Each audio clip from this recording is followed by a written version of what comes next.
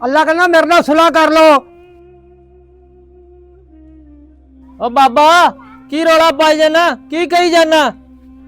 पुत्र रमजान का महीना आ गया, नेकियां कट्ठियां करन दा महीना आ गया। अल्लाह कहना मेरे नाल सुलह कर लो। ओ बाबा ओ कर लांदे अल्लाह नूं भी राजी, बड़ी उम्र पई है, सानू चुप करके ते काम करन दे। जा अपना काम कर जाके दे।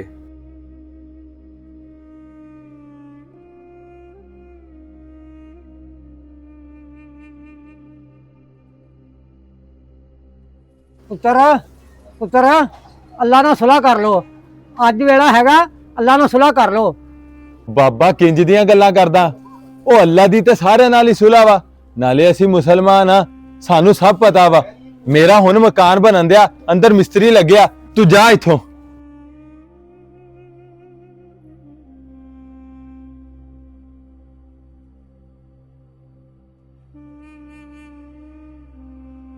ओ पुत्रो ओ तुसी दुनियादारी च मगन जे, मोबाइल लैके बैठे रहिंदे जे। अल्लाह नाल सुलह कर लो। और रोज़ियां दा महीना आ, नेकियां दा सीजन है, ते अल्लाह नाल सुलह कर लो। ओ बाबा तू हर वेले यही रौला पाਉਂਦਾ रहना कि अल्लाह नाल सुलह कर लो, अल्लाह नाल सुलह कर लो। ओ सानू भी पता हैगा, कर लांगे अल्लाह नाल सुलह।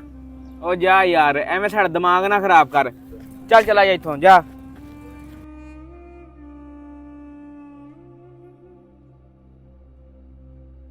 पता नहीं की हो गया लोगों नूं, मैं ना अल्लाह नाल सुलह कर लो, कोई इस गल ते तैयार ही नहीं मनण नूं।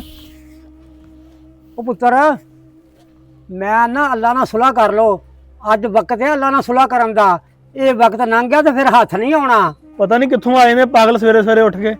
और जा बाबा दिमाग ना खराब कर, मैं काम ते जान लगा सीगा, कित्थों आए ने आ, जा।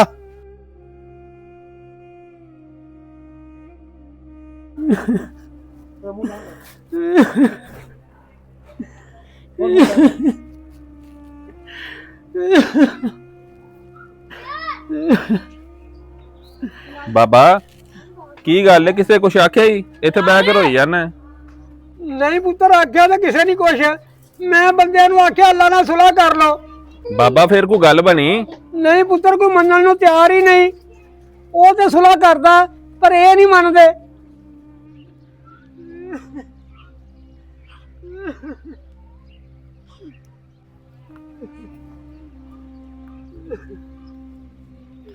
बाबा की गल है, उदों तू बाजार च बह के रोई जांदा है, अज कब्रस्तान च बह के रोन डिया है, सब खैर ते है?